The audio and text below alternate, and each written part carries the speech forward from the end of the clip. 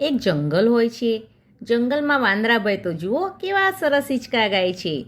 વાંદરાભાઈને તો હિંચકા ગાવા, એક ઝાડ પરથી બીજા ઝાડ પર કૂદવું, મસ્તી કરવી ખૂબ ગમે છે. અરે, આ જંગલમાં તો કેટલા બધા પ્રાણીઓ છે.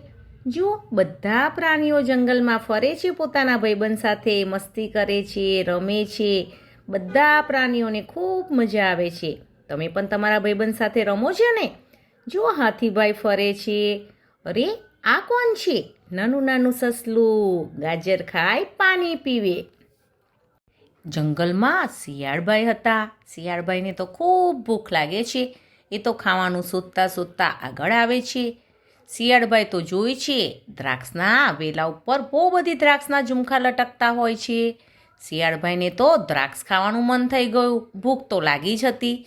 શિયાળભાઈ કૂદકા મારે છે, પણ દ્રાક્ષના વેલા ઊંચા હતા એટલે દ્રાક્ષ પહોંચાતી નથી.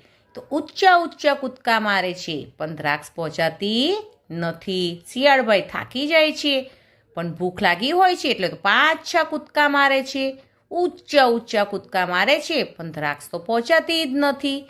શિયાળભાઈ થાકી ગયા અને કહે છે, છી છી, આ દ્રાક્ષ તો ખાટી છે.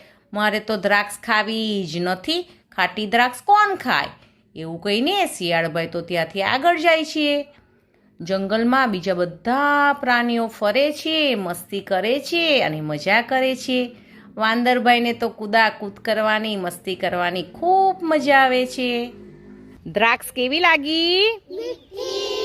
શિયાળભાઈને તો દ્રાક્ષ નથી મળી એટલે શિયાળભાઈ કહેતા હતા કે દ્રાક્ષ તો ખાટી ખાટી છે. તમને બધાને દ્રાક્ષ ખાવા મળી, તો દ્રાક્ષ કેવી લાગી?